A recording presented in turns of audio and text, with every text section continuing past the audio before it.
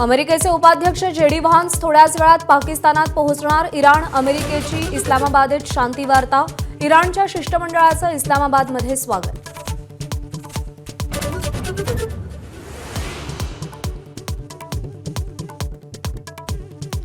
इस्लामाबादमधील चर्चेआधी राष्ट्राध्यक्ष Donald Trump यांची इराणला पुन्हा धमकी. केवळ या चर्चेसाठी इराणचं अस्तित्व उरलं. कोणत्याही परिस्थितीत होर्मुझ खुली करावी लागेल, ट्रम्प यांचा इशारा.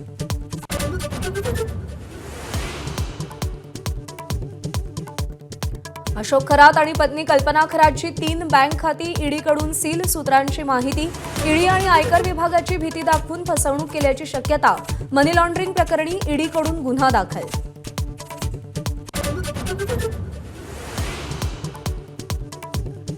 अतिरिक्त मुख्य सचिव मनीषा म्हैसकरांचा महायुती सरकारवर गंभीर आरोप. माझा विभाग चालवायला महिला नको असं सांगत डावललं. म्हैसकरांचं महिला अधिकाऱ्यांच्या मराठी साहित्य संमेलनात वक्तव्य.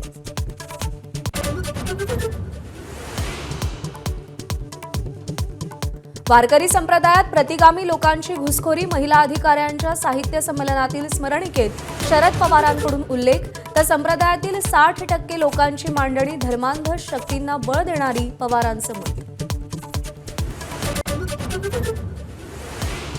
हिंगोली, परभणी, नांदेड, वाशिम, यवतमाळ जिल्ह्यात भूकंपाचे धक्के. 4.7 रिश्टर स्केलचा भूकंप. काही घरांना तडे गेल्याची माहिती.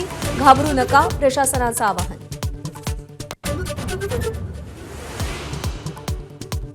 महात्मा ज्योतिराव फुलेंची आज जयंती. संसद भवन परिसरात राष्ट्रपती, पंतप्रधान, विरोधी पक्षनेत्यांकडून अभिवादन.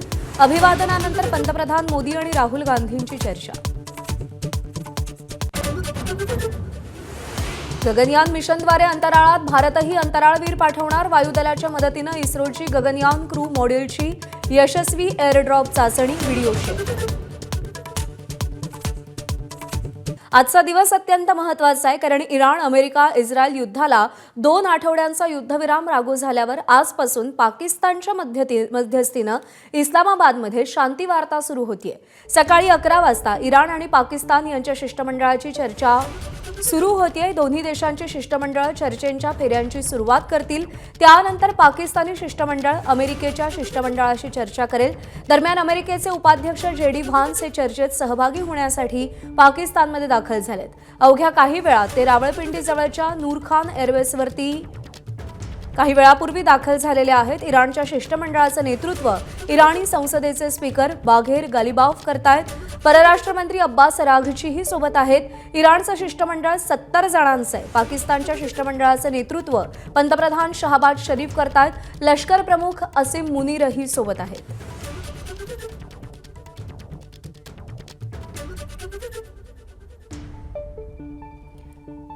तर अमेरिका इराण यांच्यातली चर्चा किंचित विलंबानं सुरू होईल. इराणी सरकारी वृत्तसंस्थेनं या संदर्भातली माहिती दिली आहे. अमेरिका आणि इराणचं शिष्टमंडळ पाकिस्तानी पंतप्रधानांना स्वतंत्रपणे भेटणार आहे. दोन्ही देशांची शिष्टमंडळं वेगवेगळी शहबाज शरीफ यांची भेट घेतील अशी माहिती आहे.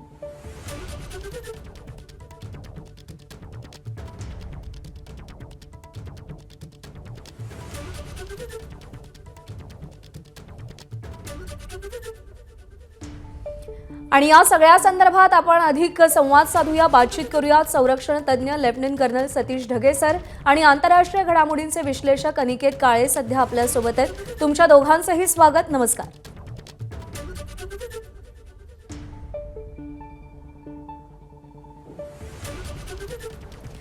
माझा पहिला प्रश्न अर्थातच सतीश ढगे सरांना आहे की सर, सध्या जी काही चर्चा इस्लामाबादमध्ये अवघ्या काही मिनिटांमध्ये पुढे सुरू होणार आहे, या चर्चेकडे संपूर्ण जगाचं लक्ष लागलेलं आहे. काय साध्य होईल या चर्चेतून असं वाटतं? नक्कीच प्रज्ञा, म्हणजे सगळ्या जगाचं लक्ष जे आहे या पाकिस्तानमध्ये होणाऱ्या इस्लामाबाद टॉक्स या चर्चेकडे त्या ठिकाणी लागलेलं आहे. पाकिस्तानमध्ये हो किंवा जगाच्या कुठल्याही कोपऱ्यामध्ये जर अशा प्रकारची चर्चा होत असेल आणि पश्चिम आशियामधला संघर्ष जर निवळत असेल तर ते स्वागतार्हच आहे. पण दुर्दैवानं पाकिस्तानमध्ये ही चर्चा होती आणि ज्या प्रकारची पार्श्वभूमी या चर्चेला लाभलेली आहे त्याच्यामुळे खरोखरच या चर्चेमधून काही सकारात्मक निघेल आणि त्या अनुषंगाने तणाव निवळेल याची शक्यता फारच कमी त्या ठिकाणी वाटते. माझ्या मते मुळातच ही चर्चा किंवा त्याच्या आधी सुद्धा ज्या प्रकारे ही 14 दिवसाची शस्त्रसंधी झालेली आहे इराण आणि अमेरिकेमध्ये, तीच मुळात तकलादू आधारावर त्या ठिकाणी आधारित आहे. एका बाजूला अमेरिकेनं 15 पॉईंट दिलं 15 पॉईंट डील दिलं, दुसऱ्या बाजूनं इराणनं 10 पॉईंट डील दिलं आणि त्यातले कमीत कमी 5 मुद्दे जे आहेत ते संपूर्णतः परस्पर विरोधी आहेत. बरं, हे काय कमी होतं? त्यामध्ये इस्रायलचा जो आहे अत्यंत कळीचा मुद्दा त्या ठिकाणी आलेला आहे की इस्रायलला या सगळ्या शांतता वार्तेमध्येच कुठेही अमेरिकेनं आणि इराणनं सामील न केल्यामुळे इस्रायलनं स्पष्टपणे भूमिका घेतली की लेबननवरचे हल्ले हा या शांतता प्रक्रियेचा किंवा या युद्धबंदीचा शस्त्रसंधीचा त्यामध्ये भाग त्या ठिकाणी नाही आणि त्याच्यामुळे जबरदस्त इस्रायलचे लेबननवर हल्ले सुरू आहेत आणि लेबननमधून हिजबुल्ला सुद्धा त्या ठिकाणी हल्ले त्या ठिकाणी करतोय. तर मुळातच जो आहे तकलादू आधार हा सगळा आहे आणि आता पुढे जाऊन पाहताना माझ्या मते 3 वेगवेगळ्या प्रकारच्या पॉसिबिलिटीज मला वाटतात. एक ज्याची पॉसिबिलिटी खूपच कमी आहे, नगण्य आहे, ती म्हणजे खरोखरच चर्चा होईल आणि चर्चेच्या अनुसार एक प्रकारे परमनंट सीज फायर आपण ज्याला म्हणू की दोघांमध्ये जे आहे शांतता प्रस्थापित होईल याची शक्यता फारच कमी आहे. पाकिस्तान मात्र याच्यासाठी ऑप्टिमिस्टिक आहे. तो म्हणतोय की this is make or break deal, म्हणजे याच्यातून काहीतरी मेक होईल अशी त्याची अपेक्षा आहे, पण मला वाटतं की असं काही होणार नाही. दुसरा एक्झॅक्टली अपोजिट एंड म्हणजे ह्या चर्चेच्या दरम्यान मध्येच उठून एक पक्ष म्हणजे इराणचं शिष्टमंडळ हे या चर्चेच्या मधूनच त्या ठिकाणी जाईल आणि ह्या चर्चा पूर्णतः फिसकटतील आणि त्या अनुषंगानं पुन्हा एकदा येणाऱ्या काही दिवसांमध्ये ही 14 दिवसाची सुद्धा शस्त्रसंधी न राहता जबरदस्त असे हल्ले आणि प्रतिहल्ले त्या ठिकाणी होतील. ही पण शक्यता मला कमी वाटते. तिसरी शक्यता होण्याची जास्त पॉसिबिलिटी आहे, कारण मुळातच ही चर्चा जी आहे डायरेक्ट टॉक्स नाही आहेत, एकमेकांच्या समोर बसून हे चर्चा करणार नाहीत, ते प्रॉक्झिमेट टॉक्स म्हणजे अमेरिकेचं शिष्टमंडळ एका रूममध्ये, इराणचं शिष्टमंडळ दुसऱ्या रूममध्ये आणि तिथे कुठेतरी पोस्टमनचं काम करणं, मेसेंजर कुरिअर बॉयचं काम करणं ते पाकिस्तानच्या नशिबी त्या ठिकाणी आलेलं आहे. अशा प्रकारच्या या चर्चा होतील आणि माझ्या मते या आता 2 आठवड्याच्या शस्त्रसंधीच्या ऐवजी एक विंडो ऑफ ऑपॉर्च्युनिटी आणखीन क्रिएट करण्यासाठी हा ट्रूस, ही शांतता पुढच्या 45 दिवसांसाठी सुद्धा जी आहे ही शस्त्रसंधी त्या ठिकाणी लांबवली जाऊ शकते. काही मुद्द्यांच्या आधारावर पुन्हा येणाऱ्या काळामध्ये आपण चर्चा करू, मग त्या ठिकाणी जिनेवा असेल किंवा ओमानमध्ये या पुढच्या टप्प्यातल्या चर्चा त्या ठिकाणी होतील. म्हणजे थोडक्यात विंडो ऑफ ऑपॉर्च्युनिटी क्रिएट करून ठेवणं, आणखीन जे आहे या शस्त्रसंधीला लाभवणं ही किंवा हा पॉज, हा स्वल्पविराम लांबवणं, अशा प्रकारची पॉसिबिलिटी होताना मला आज घडीला वाटतेय. सर, आपल्याला विनंती, आपण सोबत राहा. आपण जाऊयात आंतरराष्ट्रीय घडामोडींचे विश्लेषक अनिकेत काळे सर सध्या आपल्या सोबत आहेत. सर नमस्कार. सगळ्यात महत्त्वाचा मुद्दा जो आता सतीश ढगे सरांनी सुद्धा मांडला की हा जो पॉज आहे तो आणखी कदाचित प्रोलॉंग्ड होऊ शकतो, वाढवला जाऊ शकतो. पण गेल्या काही काळात अमेरिकेचा आक्रमकपणा आणि इराणची सुद्धा जी चिवट भूमिका संपूर्ण जगाने पाहिलेली आहे ती पाहता आजच्या चर्चेतून काय हाती लागेल संपूर्ण जगाच्या, अमेरिकेच्या आणि इराणच्या सुद्धा? यामध्ये सगळ्यात महत्वाचं म्हणजे याची पार्श्वभूमी जर मागच्या गेल्या 8 दिवसांची बघितली तर ट्रम्प कुठेतरी हताश झालेले दिसत आहेत नाटो राष्ट्रांकडून किंवा त्यांच्या मित्र राष्ट्रांकडून. त्यांना हवा तसा प्रतिसाद मिळाला नाही, त्यामुळे कुठेतरी ते फ्रस्ट्रेशन त्यांच्या वागण्यातून, त्यांच्या बोलण्यातून, त्यांच्या ट्विटरमधून हे प्रत्यक्ष दिसत होतं. त्यानंतर दुसरी गोष्ट, इराणने जो चिवट प्रतिकार केला त्याच्यामध्ये ट्रम्प यांनी बोलून दाखवलं की रशिया आणि चायना याला कुठे ना कुठे छोटी मदत करतायत किंवा छुपी मदत याला करतायत, हे त्यातून निष्पन्न झालं. आणि इराण बद्दलचं गणित चुकलं. अमेरिकेला असं वाटलं होतं की इराण लवकरच गुडघ्यावर येईल आणि शरणागती पत्करेल, परंतु इराणने अत्यंत चिवट प्रतिकार करून अमेरिकेची सगळी समीकरणं चुकीची ठरवली आणि त्यामुळेच कुठेतरी ट्रम्प यांची होणारी चिडचिड, ट्रम्प यांनी त्यांच्या लष्करातल्या प्रमुख अधिकाऱ्यांना ऐन युद्धाच्या काळात हटवणं असेल, या सगळ्या भूमिका ज्या आहेत या कुठे ना कुठे अमेरिकेचं फ्रस्ट्रेशन हे खूप मोठ्या प्रमाणावर जगासमोर आलं. आणि अमेरिकेला जे जागतिक स्तरावर जागतिक महासत्ता म्हणून अमेरिकेचं महत्व कमी होतंय, म्हणून व्हेनेझुएलाच्या राष्ट्राध्यक्षांना अटक करणं असेल, इराणचे सत्ता बदल करणं असेल, असं ठरवून जे ट्रम्प यांना वाटत होतं की हे करून मी पुन्हा अमेरिकेची महासत्ता ही जगात रजिस्टर्ड करू शकतो, तसं होताना दिसत नव्हतं. त्यामुळे ट्रम्प यांची जी चिडचिड आणि फ्रस्ट्रेशन होतं त्याचाच कुठेतरी परिपाक म्हणून. आणि दुसरं, हार्मुजची खाडी बंद झाल्यामुळे बऱ्याच ठिकाणी इंधन टंचाई निर्माण झाली होती आणि त्याचा कुठेतरी अप्रत्यक्ष दबाव हा अमेरिकेवर, अमेरिकेच्या मित्र राष्ट्रांकडून होता की हे कुठे ना कुठे ओपन झालं पाहिजे, नाहीतर जग एक वेगळ्या आर्थिक संकटात लोटलं जाईल. आणि त्यामुळेच कुठे ना कुठे एक तकलादू शस्त्रसंधी म्हणजे एक फक्त ब्रीदिंग स्पेस, एक विंडो क्रिएट केला गेला या शस्त्रसंधीच्या नावाने, ज्यामध्ये थोडा वेळ इराण आणि अमेरिकेला मिळू शकतो आपल्या स्ट्रॅटेजी रिवाइज करण्यासाठी, आपल्या स्ट्रॅटेजी बदलण्यासाठी आणि प्रेशर कमी करण्यासाठी. आणि त्याचाच परिपाक म्हणून आज पाकिस्तानमध्ये ही बातचीत सुरू होत आहे. आपण पुन्हा एकदा सतीश ढगे सरांकडे जाऊयात. सर, आता मुद्दा असा आहे की याच्यामध्ये दोन शक्यता आहेत. एक तर चर्चा यशस्वी होईल किंवा चर्चा अयशस्वी होईल. जर ही चर्चा अयशस्वी झाली तर युद्धनौका क्षेपणास्त्रांनी हल्ल्यासाठी सज्ज असल्याचं ट्रम्प म्हणाले. त्यात किती तथ्य असेल की ही केवळ धमकी आहे, म्हणजे जशी त्यांनी धमकी दिली होती की एक संस्कृती एका रात्रीमध्ये आम्ही नष्ट करू, ती केवळ धमकी असेल की असं काही होईल पुढे? नक्कीच या चर्चेच्या काही तास अगोदरच डोनाल्ड ट्रम्पनं अशा प्रकारचं विधान करणं की वी आर फुल्ली लोडेड, म्हणजे एक प्रकारे जे आहे आम्ही हल्ला करण्यासाठी तयार आहोत, हा पुन्हा एकदा कोअर्सिव्ह डिप्लोमसीचा भाग आहे. म्हणजे चर्चेला जाताना आपल्या दुश्मन राष्ट्रावर, दुसऱ्या पार्टीवर, म्हणजे थोडक्यात इराणवर एवढा दबाव निर्माण करायचा की जर तुम्ही आम्हाला जसं पाहिजे तशा प्रकारच्या अटी मांडल्या नाही तर आम्ही जे आहे आमची आक्रमकता सोडणार नाही. ऑलरेडी आमची सगळ्या युद्धनौका, त्याचबरोबर फायटर प्लेन्स आणि सगळे सैनिक जे आहेत त्या ठिकाणी आखातामध्ये उपलब्ध आहेत. आणि याच्या माध्यमातून जो आहे एक प्रकारे हा कोअर्सिव्ह डिप्लोमसीचा किंवा एक प्रकारे जो आहे दबाव तंत्राचा हा त्या ठिकाणी भाग आहे. असं जरी असलं तरी सत्य हे आहे की अमेरिकेनं अजूनही आपलं सैन्य त्या ठिकाणी काढलं नाही, म्हणून जर गरज पडली तर ती आक्रमकता ते दाखवू शकतात. पण एक थोडासा मिड टर्म टू लॉंग टर्मचा त्या ठिकाणी विचार केला तर मला जे त्या ठिकाणी चित्र दिसतंय, पहिली गोष्ट अमेरिका जो आहे फुल फ्लेज्ड वॉर या ठिकाणी नक्कीच इराण विरुद्ध त्या ठिकाणी लढणार नाही. एक पाऊल तो मागे घेण्याचा त्या ठिकाणी प्रयत्न करेल. पहिली गोष्ट, होर्मुजच्या सामुद्रधुनीशी संबंधित ऑफकोर्स इराणचं जे आहे होर्मुजच्या समुद्रधुनीवर आज घडीला वर्चस्व आहे, तिथे सुद्धा आपला कसा फायदा त्या ठिकाणी करून घेता येईल.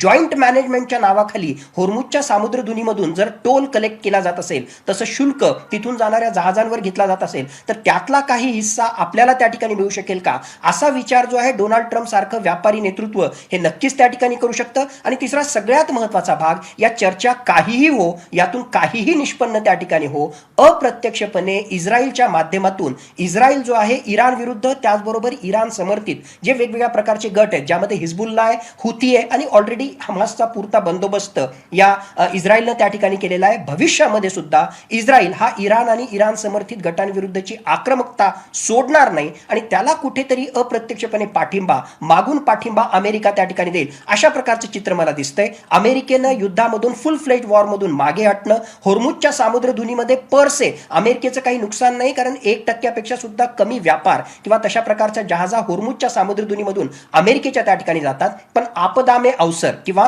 पेट्रो डॉलरचं वर्चस्व कमी होऊ नये, संपूर्णतः जे आहे होर्मुजच्या सामुद्रधुनीवर फक्त आणि फक्त इराणचं वर्चस्व राहू नये, म्हणून तिथे जॉईंट मॅनेजमेंटसाठी अमेरिका प्रयत्न करेल. आणि तिसरी गोष्ट, इस्रायलच्या माध्यमातून आक्रमकता पश्चिम आशियामध्ये इराण विरुद्ध तो चालूच ठेवेल, अशा प्रकारचं तरी मला mid term too long term मध्ये चित्र दिसतंय. याच मुद्द्यावरून मी अनिकेत काळे सरांकडे जाते की सर, लेबनॉनवरचे हल्ले या सगळ्या चर्चेच्या केंद्रस्थानी कळीचा मुद्दा ठरताना दिसत आहेत. आणि अमेरिका, इस्रायल हे जरी एका बाजूला असले तरी इराण, पाकिस्तान यांच्यामध्ये या सगळ्या बाबतीत एकवाक्यता दिसत नाहीये. पाकिस्तानच्या भूमिकेमध्ये एकवाक्यता दिसत नाहीये. आणि इस्रायल लेबनॉनवरती हल्ले करत असतानाच त्यांनी आता 40 दिवसांनी गाझावर सुद्धा हल्ला केलाय. त्यामुळे Israel back of the curtain मधून ज्या भूमिका घेताना आपल्याला सध्या दिसतंय, त्याचा या चर्चेवर कसा परिणाम होऊ शकतो? इस्रायल आणि पाकिस्तानपेक्षा पाकिस्तान आणि इराण मधली जी पार्श्वभूमी ती समजून घ्यायला पाहिजे. यामध्ये पाकिस्तानमध्येच ही चर्चा का आणि पाकिस्तान या चर्चेसाठी इतका उतावळा का झाला होता हे जाणून घ्यायला लागेल. तर इराण आणि पाकिस्तानची जवळजवळ 900 किलोमीटरची सीमा हे एकमेकांसोबत ते लोक शेअर करतात. त्यामुळे पाकिस्तानला जी सगळ्यात मोठी भीती होती, अमेरिकेने जर उद्या इराणमध्ये सैन्य घुसवलं तर पाकिस्तानमध्ये मोठ्या प्रमाणात रेफ्युजी क्रायसिस होतील, इराणमधली जनता ही पाकिस्तानात आश्रयाला येईल. आणि जसं अफगाणिस्तानातून बऱ्याच लोकांनी पाकिस्तानमध्ये आश्रय घेतला, तसं इराणमधून येईल. आणि हीच भीती, याच्याही पुढची भीती जी होती आता पाकिस्तानला, जर शिया मुस्लिम लोकांनी जर पाकिस्तानात आश्रय घेतला तर इराण यांचा उपयोग हिजबुल्ला सारखी एक पॉलिटिकल शिया आयडेंटिटी पाकिस्तानात क्रिएट करेल आणि जी येणाऱ्या 10-5 वर्षामध्ये पाकिस्तानच्या राजकारणात एक चॅलेंजिंग फोर्स ठरू शकते. त्यामुळे पाकिस्तानला एक धोका वाटत होता. म्हणूनच पाकिस्ताननी या चर्चेत एक उतावळा, ही चर्चा घडून आणण्यासाठी एक उतावळी भूमिका घेतली आणि त्याच्यात त्यांना थोड्या प्रमाणात यश आलं. ही चर्चा यशस्वी होण्याची शक्यता अजिबात वाटत नाही, कारण जसं तुम्ही म्हटलात की इस्रायलनी आज गाझावरती आक्रमण केलेलं आहे. इस्रायलने एक सांगितलंय की आम्ही हिजबुल्लावरती आणि लेबनॉनवरती आमचे आक्रमण कधी थांबवणार नाही. जर इस्रायलने आज जरी इस्रायलचे अमेरिकेतले जे राजदूत आहेत त्यांनी सांगितलं की आम्ही फक्त हे हिजबुल्ला पुरते मर्यादित ठेवू, पण हिजबुल्ला हे काही आता एक रिबेल किंवा दहशतवादी संघटन नसून ती एक पॉलिटिकल आयडेंटिटी आहे. हिजबुल्ला स्वतःला लेबनॉनमध्ये पॉलिटिकल आयडेंटिटी म्हणून ऑपरेट करतं आणि त्या निमित्ताने इस्रायलचे लेबनॉनवरचे हल्ले हे कायम राहतील. त्यामुळे याचा जो बेस आहे हिजबुल्ला, लेबनान आणि इस्रायल या संपूर्ण चर्चेतून कुठेतरी बाजूला पडलेला आहे. हं. त्यामुळेच येणाऱ्या काळात इस्रायल या चर्चेतून अलिप्त राहणं हाच या चर्चेचा, द्विपक्षीय चर्चेला मोठा चॅलेंज ठरणार आहे. इस्रायल अमेरिकेचं किती ऐकेल येणाऱ्या काळात आणि ही शस्त्रसंधी किती यशस्वी होईल हेच याच्या पुढचे मोठे प्रश्नचिन्ह आहे. हं. सर, आणखी एक महत्त्वाचा मुद्दा यामध्ये येतो तो म्हणजे चीनचा. या सगळ्या चर्चेवरती चीनचा बॅकडोर इन्फ्लुएन्स कितपत आहे आणि चीनची भूमिका या सगळ्या चर्चेमध्ये किती महत्त्वाची आहे? चीननी अत्यंत सावध परंतु एक अशी भूमिका घेतली ज्यातून इनडायरेक्टली परसेप्शन वॉरमध्ये चीनचं आशियामधलं महत्व प्रस्थापित होईल. त्यामध्ये चीन आणि रशिया हे संपूर्णपणे इराणला छुपी मदत हवे त्या पद्धतीने आणि ज्या परीने शक्य होईल त्या परीने ते करत राहिले आणि त्याचाच परिपाक म्हणून कुठेतरी इराणनी अमेरिकेला इतकं जेरीस आणलं. आता चीन पाकिस्तानच्या माध्यमातून काय ऑपरेट करतो आहे अजूनपर्यंत तरी कुठल्या याच्यात बाहेर आलेलं नाही. कारण ही जी डिप्लोमसी झाली आता पाकिस्तानने जी डिप्लोमसी केली आहे ही डिजिटल डिप्लोमसी आहे. 10 एप्रिलच्या आधी कुठल्याही देशातले राजनीतिक प्रतिनिधी हे पाकिस्तानातून अमेरिकेला गेले नाही किंवा पाकिस्तानातून इराणलाही गेले नाही. इराण अमेरिकेमध्ये कुठला एक्सचेंज झाला नाही. त्यामुळे हे जे काही घटनाक्रम घडला हा डिजिटल डिप्लोमसीवरती घडलेला आहे, वेगवेगळ्या संदेश माध्यमातून घडलेला आहे. त्यामुळे चीनचा आता तरी या चर्चेमध्ये किती सहभाग आहे किंवा चीन पाकिस्तानच्या माध्यमातून काय इन्फ्लुएन्स करू शकतो हे जरी पुढे आलं नसेल तरी चीनने पाकिस्तानच्या माध्यमातून स्वतःचे इंटरेस्ट प्रोटेक्ट करण्यासाठी सर्वतोपरी प्रयत्न केले असतील याच्यात कुठले वाद नाही. हं. सर, मी सतीश ढगे सरांकडे जाते आणि आपण हुती, हिजबुल्ला या सगळ्या संघटनांबद्दल सध्या चर्चा करत होतो. या मध्य पूर्वेतल्या ज्या प्रॉक्सी संघटना आहेत, जर अमेरिका आणि इराण यांच्यातली चर्चा यशस्वी झाली, जर तडजोड झाली दोन्ही देशांमध्ये, तर या ज्या प्रॉक्सी संघटना आहेत, ज्याला रिंग ऑफ फायर आपण म्हणतो, जे इराणने इस्रायल भोवती सगळं विणलेलं आहे, त्या संघटना आता काहीशा शांत होतील की आगामी काळामध्ये अधिक आक्रमक होतील? माझ्या मते शांत होण्याचा त्या ठिकाणी प्रश्नच नाही. प्रज्ञा, जर आपण लक्षात घेतलं असेल तर 28 फेब्रुवारीच्या आधी म्हणजे 28 फेब्रुवारीला हे युद्ध जे सुरू त्या ठिकाणी झालं, ज्यामध्ये अमेरिका, इराण, इस्रायल आणि अरब राष्ट्र होती, प्रत्येकाची आपली काहीतरी उद्दिष्ट होती या युद्धाशी संबंधित. आणि आज घडीला जर आपण त्या ठिकाणी पाहिलं तर कुठल्याही राष्ट्राची उद्दिष्ट पूर्णतः त्या ठिकाणी साध्य झाली नाही. आणि याच्या विपरीत जर आपण पाहिलं तर हजारो किलोमीटर दूर असणारा अमेरिका या युद्धामधून जरी मागे त्या ठिकाणी हटला तर ठीक आहे, म्हणजे जागतिक स्तरावर सत्ता म्हणून त्याच्या इमेजला जो आहे तडा बसणं वगैरे वगैरे या सगळ्या गोष्टी आहेत. पण एक्झिस्टेन्शियल क्रायसिस ज्याला आपण म्हणतो की पश्चिम आशियामध्ये या इराणला राहायचंय, पश्चिम आशियामध्ये या इस्रायललाही राहायचंय, म्हणून दोघंही जर अशा प्रकारे जखमी असतील तर भविष्यामध्ये त्यांच्या एकमेकांविरुद्धचा लढा जो आहे तो असाच त्या ठिकाणी चालू राहील, पहिली गोष्ट. आणि इराण जो आहे एकटा, मागच्या 3 दशकांचा 4 दशकांचा इतिहास पाहिला तर इराण हा एकटा लढतच नाही. ॲक्सिस ऑफ रेझिस्टन्स हिजबुल्ला आज घडीला जरी तो लेबननमध्ये त्या ठिकाणी असला तरी हिजबुल्ला आहे काय, 1980च्या दशकामध्ये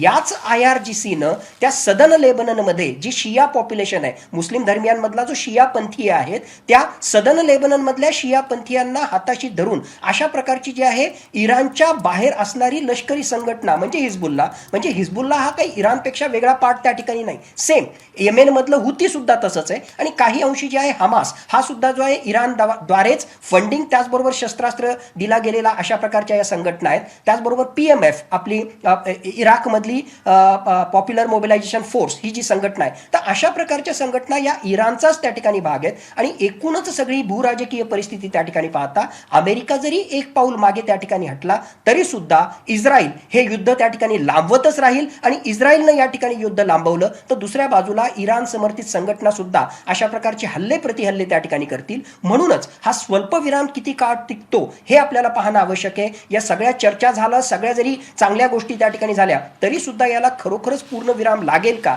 याविषयी माझ्या मनामध्ये खूप मोठी शंका आहे. अनिकेत सर, असं आहे की आजवर ज्यावेळी 2 देशांमध्ये कोणताही कॉन्फ्लिक्ट निर्माण होतो त्यावेळी संयुक्त राष्ट्र त्याच्यामध्ये अत्यंत महत्त्वाची भूमिका बजावतात, UN सारखे देश.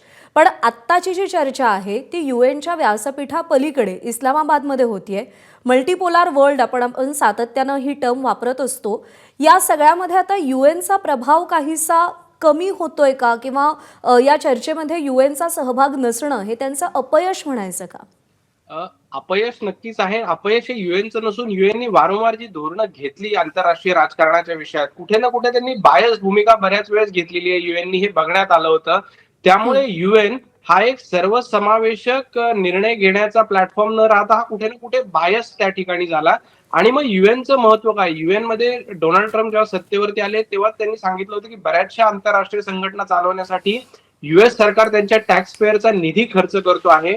आणि अमेरिकेने ही भूमिका मांडली की या सगळ्या संस्थांचा खऱ्या अर्थाने उपयोग आहे का, असा एक प्रश्न त्यांनी जगासमोर मांडायला सुरुवात केली. आणि त्यातूनच कुठे ना कुठे कोरोनाच्या काळात मग WHO सारख्या संघटनांची क्रेडिबिलिटी कमी होत गेली. त्या खालोखाल UN सारख्या संघटनांची क्रेडिबिलिटी कमी होत गेली. आणि UN सारख्या संघटनांवरती वारंवार वेगवेगळ्या देशांच्या प्रमुखांकडून शाब्दिक हल्ले चढवण्यात आले. आणि त्यामुळेच कुठे ना कुठे ह्या 1-2 वर्षाचा नाही तर गेल्या 10 वर्षांपासून UN वरती जे मग गद्दाफींनी जे चार्जेस केले असतील, सद्दाम हुसेन जेव्हा इराकमध्ये असतील तेव्हा त्यांनी UN वरती लावलेले चार्जेस असतील, जे पक्षपातीपणाचे आरोप UN वरती होत राहिले, त्यामुळे UN ची प्रतिमा एक खालावत गेली. आणि त्याचाच परिपाक म्हणून आज या चर्चेत UN जनरल सेक्रेटरी हस्तक्षेप न करता पाकिस्तान सारखा एक देश आज हस्तक्षेप करून त्या चर्चा पाकिस्तानमध्ये घडवून आणतोय. सतीश ढगे सर आणि अनिकेत काळे सर, आपल्या दोघांचेही आभार. या सगळ्या शांती चर्चेच्या पार्श्वभूमीवर वेगवेगळ्या मुद्द्यांच्या अनुषंगानं तुम्ही आम्हाला मार्गदर्शन केलं, त्यासाठी पुन्हा एकदा चर्चेसाठी आपण कनेक्ट होऊया. धन्यवाद. दरम्यान होर्मुझची सामुद्रधुनी शांती चर्चेतला महत्त्वाचा मुद्दा असू शकते अशी चर्चा आहे. चर्चेसाठी इराण होर्मुझला सर्वात मोठं शस्त्र करण्याच्या तयारीत आहे. होर्मुझवर इराणनं टोल लावू नये अशी अमेरिकेची भूमिका आहे. होर्मुझच्या सामुद्रधुनीवर टोल लावण्यावरती इराण मात्र अजूनही ठाम आहे. त्यामुळे हा कळीचा मुद्दा या संपूर्ण चर्चेच्या पार्श्वभूमीवर असू शकतो असं म्हटलं जात आहे.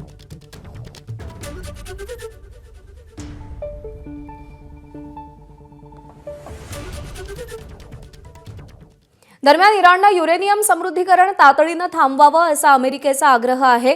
आजच्या शांती चर्चेतही युरेनियम संवर्धनाचा मुद्दा हा अग्रभागी राहणार असल्याची चर्चा आहे.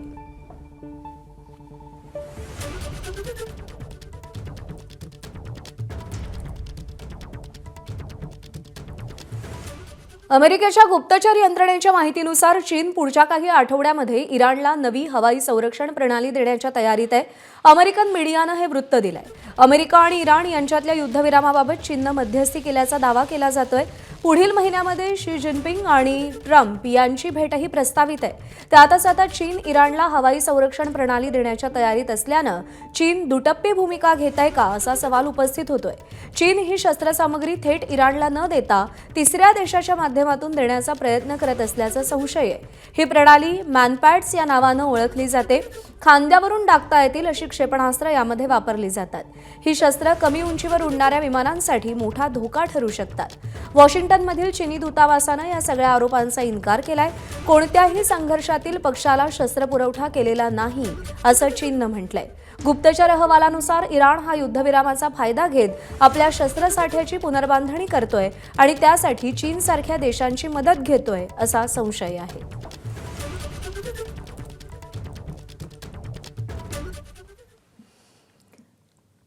आणि यानंतर विविध देश जे या चर्चेमध्ये सहभागी झालेले आहेत त्यापैकी कोणत्या देशाकडून कोण सहभागी झाले आपण पाहतोय. अमेरिकेचे उपाध्यक्ष जेडी व्हान्स, मध्य आशियाचे दूत स्टीव्ह विटकॉफ, ट्रम्पचे माजी सल्लागार जरेड कुशनेर. इराणकडून सहभागी होत आहेत परराष्ट्र मंत्री अब्बास अराघची आणि संसदेचे अध्यक्ष मोहम्मद बाघेर गलिबाफ.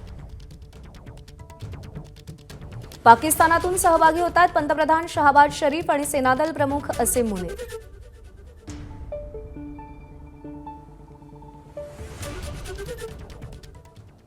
दरम्यान अमेरिका आणि इराणमध्ये कोणकोणत्या मुद्द्यांवरून वाद सुरू आहे, दोन्ही देशांची कोणत्या बाबींवरती ताठर भूमिका आहे, ग्राफिक्सच्या माध्यमातून आपण पाहूया. तर इराणच्या मागण्या आहेत होर्मुझमध्ये पूर्णतः टोल वसुली आणि ताबा. तर अमेरिकेची भूमिका अशी आहे की जुनीच व्यवस्था कायम राहावी. युरेनियम संदर्भात इराणची मागणी आहे की समृद्धीकरणाचा अधिकार मिळावा आणि अमेरिकेची भूमिका आहे आण्विक कार्यक्रम बंद करावा. लेबनॉन संदर्भात इराणची मागणी आहे की युद्धबंदीचा भंग तिकडे होतोय, तर अमेरिकेची भूमिका आहे की लेबनॉन संदर्भात कोणतीही अट नव्हती. सुरक्षेसंदर्भात इराणची मागणी आहे भविष्यात कोणताही हल्ला नको, तर अमेरिकेची भूमिका आहे कोणतीही हमी देणं अशक्य आहे.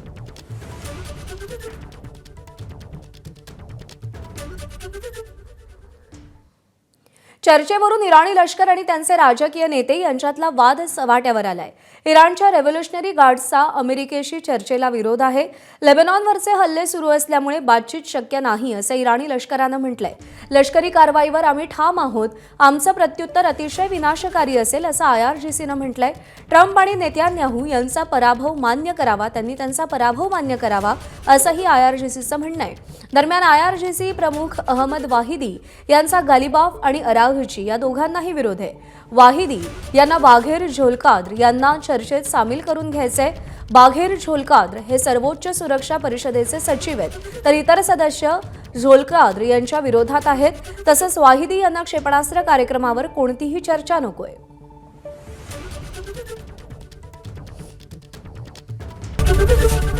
ABP माझा, उघडा डोळे बघा नीट.